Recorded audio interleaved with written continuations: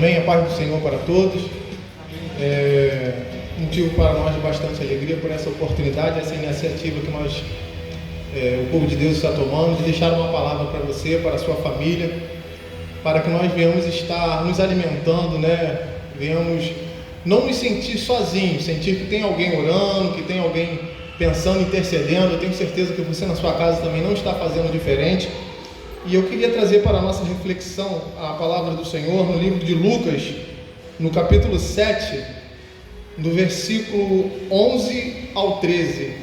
Uma passagem bastante conhecida, um texto bastante conhecido, e diz assim a palavra do Senhor: E aconteceu pouco depois ir ele à cidade chamada Naim, e com ele iam muitos dos seus discípulos e uma grande multidão. E quando chegou perto da porta da cidade, eis que levavam um defunto, filho único de sua mãe, que era viúva, e com ela ia uma grande multidão da cidade. E vendo-a, o Senhor moveu-se de íntima compaixão por ela, e disse-lhe: não chores. Amém? Momento que nós temos passado, né, que nós temos enfrentado uma crise, um problema mundial, um problema que não afetou apenas uma família, não afetou apenas um povo, não afetou somente a uma nação, mas que vem enfrentando a todo o mundo, todo o globo terrestre paralisou para poder dar atenção a esse fato, né, que nós estamos enfrentando, que seja ímpio, seja crente, todos estão sendo de alguma forma, né, afetados, a sua vida, a sua rotina, devido a essa situação. E aqui na palavra do Senhor, que nós acabamos de ler sobre essa mulher, que é a viúva, né, de Naim, que vai registrar aqui uma das três, né, ressurreições que o nosso Senhor Jesus Cristo efetua, né? Tem Lázaro, né, que torna a viver também, tem a filha de Jairo, aqui no livro de Lucas retrata sobre o filho da viúva de Naim, uma mulher que também toda a sua vida tinha sido abalada, toda a sua vida também, de repente, da mesma forma que nós estamos passando agora, toda a vida dela, toda a rotina, toda a perspectiva dela também fora abalada, porque essa mulher era viúva, ou seja, ela já tinha perdido o seu esposo, e agora ela vem a perder o seu único filho, vai dizer a palavra do Senhor, o único filho, homem, que ela tinha, também agora vem a falecer, e agora aquela mulher se encontra sozinha, num local, em uma época, em um momento, em que uma mulher viver sozinha era muito difícil, porque ela não tinha renda, ela não tinha como se sustentar, a não ser mendigar ou ir para o lado da prostituição. E agora aquela mulher ali se encontra sozinha, uma vez que ela tivera família, uma vez que ela tivera esposo, uma vez que ela tivera um lar, uma vez que ela tivera um filho, agora ela se encontra sozinha no mundo, padecendo de auxílio, de necessidade.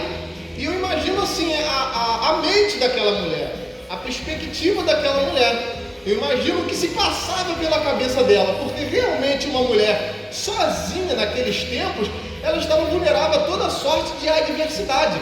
Ter um filho, homem, ter um homem quando nascia, tanto que Jeremias, no capítulo 20, se não me foge a memória, ele vem falar: maldito o dia que nasceu um filho homem ao meu pai. Ele amaldiçoa aquele dia, e ainda fala assim: maldito o dia que anunciaram ao meu pai, nasceu-te um filho varão. Porque naqueles dias, quando nascia-se um homem, quando a mulher estava grávida e a parteira trazia aquela criança à luz, a primeira notícia que se dava era: olha, é um filho homem. E aquilo ali era motivo de alegria dentro do lar. Aquilo ali era motivo de se regozijar, o pai se regozijava, porque ele nascera um filho homem. E agora o filho daquela mulher, o esposo daquela mulher, agora morre. E ela se encontra numa situação totalmente adversa. Até mesmo uma situação que nós agora estamos passando, não é? Uma situação totalmente adversa. Nunca isso foi visto, né? Eu converso com pessoas muito mais velhas do que eu e falo: eu tenho tantos anos de idade, isso nunca aconteceu. Você não poder sair na rua, você não poder, quando que, né, a igreja não pôde funcionar, e ela se passava por um momento totalmente adverso. E a Bíblia não vai relatar ela tendo nenhum tipo de diálogo com Jesus.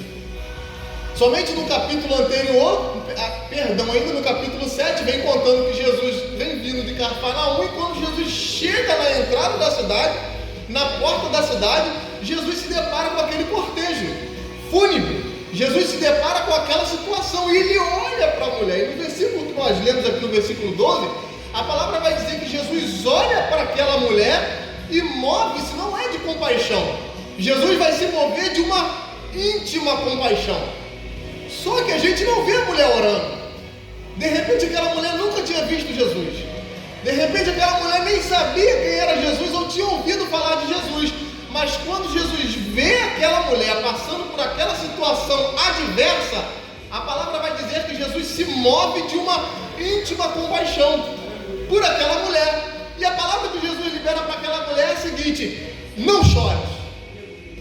É uma palavra de repente que ela não estava querendo ouvir. É uma palavra de repente que não é uma palavra muito própria para se dizer para uma pessoa que perdeu alguém da sua família. Não é uma palavra muito própria para dizer de repente para alguém que está passando por uma grande dor. Porque Jesus olha para ela, poderia chegar: não, fica assim não, isso acontece nas melhores famílias, não fica assim não, todo mundo um dia vai morrer. Mas Jesus só olha para ela e fala assim: mulher, não chores. Aleluia. E o que eu quero trazer para você nessa noite, que eu também quero me apegar a essa palavra: Jesus, ele conhece a tua situação. Aquela mulher, a Bíblia não vai relatar que ela orou, que ela jejuou, que ela fez campanha, que ela subiu um monte, que ela foi na casa da irmã que ora. A Bíblia não relata isso. Só relata que ela estava passando por uma grande tristeza porque ela tinha perdido seu filho. Mas Jesus olha para ela e move-se de íntima compaixão. Eu lembro também lá no capítulo 3 de Êxodo, quando Jesus vira para Moisés e fala assim: Moisés, eu tenho visto a aflição do meu povo. O povo estava passando por aflição. O povo estava sendo cativo, estava sendo escravo, estava padecendo necessidade. Mas o engraçado é que Deus olha para Moisés e fala: olha, tenho visto a aflição do meu povo. Aleluia. Então não pense que Jesus está a par do que está acontecendo.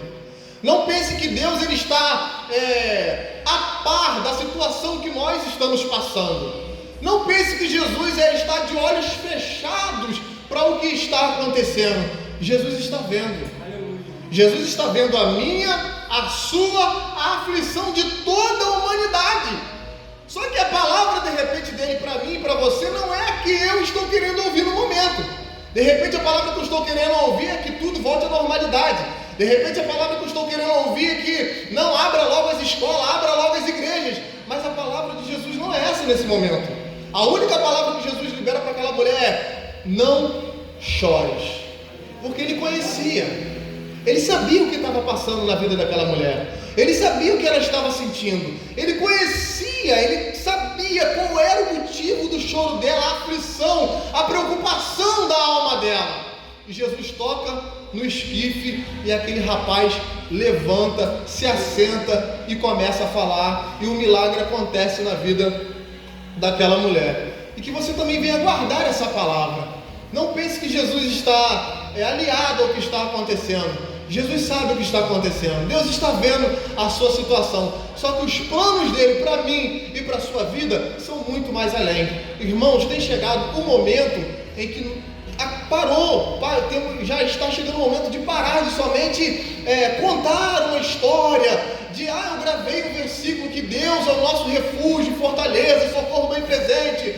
Já acabou esse momento. O momento agora é de eu conseguir viver aquilo que a palavra fala para mim. Não é somente de eu recitar o versículo porque eu gravei ele na minha mente. É porque realmente eu reconheço e entendo que Ele é o refúgio, Ele é o socorro bem presente na hora da angústia.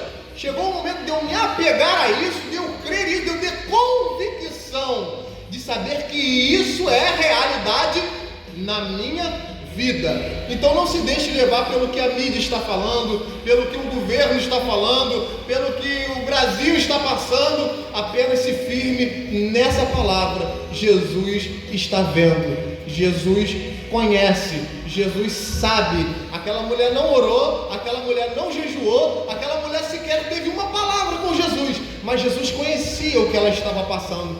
Jesus também conhece o que você está passando. Então se apegue, aleluia, a essa palavra. Quer ouvir uma palavra de consolo? Às vezes você está ligando a televisão esperando o repórter falar que já está ficando controlado, que já está acontecendo alguma coisa, se apegue à palavra de Jesus. Aleluia. A palavra que nós mais estamos esperando é quando Deus vai olhar para Jesus e vai falar assim: olha, chegou a hora. É essa a palavra que nós estamos esperando, e nós estamos crendo, e nós estamos depositando a nossa fé, porque nós esperamos esse dia. Como disse Paulo lá em 1 Tessalonicenses capítulo 4, versículo 16, que o mesmo Senhor voltará com voz de alarido, trombeta de Deus, voz de arcanjo. Os que morreram ressuscitarão primeiro, depois nós, os que ficarmos vivos, seremos arrebatados a encontrar com Ele juntamente nos ares, e viveremos com o Senhor para sempre. Aí que vem o consolo. Sabe qual é o consolo? No versículo 18 ele fala assim, consolai-vos uns aos outros com essas palavras. Quer um consolo? Jesus está voltando. Quer um consolo? Está perto da volta dele. Quer outro consolo? É o cumprimento da palavra. Quer outro consolo? Daqui para frente provavelmente as coisas vão piorar, mas quer mais um consolo ainda? É o cumprimento que Ele está às portas e não tardará a nos buscar. E nós estamos descansando nessa promessa, sabendo que Ele está vendo, que Ele está ciente da nossa aflição, e no tempo certo Ele se levantará para nos socorrer, amém? Seja com uma cura, seja com um socorro, ou melhor ainda, seja com a sua volta. Que Deus em Cristo abençoe você, abençoe a sua família, segure a sua fé, se reaviva cada dia mais e mais, una-se com a sua família, louve ao Senhor, espere e creia nessa promessa, em nome de Jesus, amém.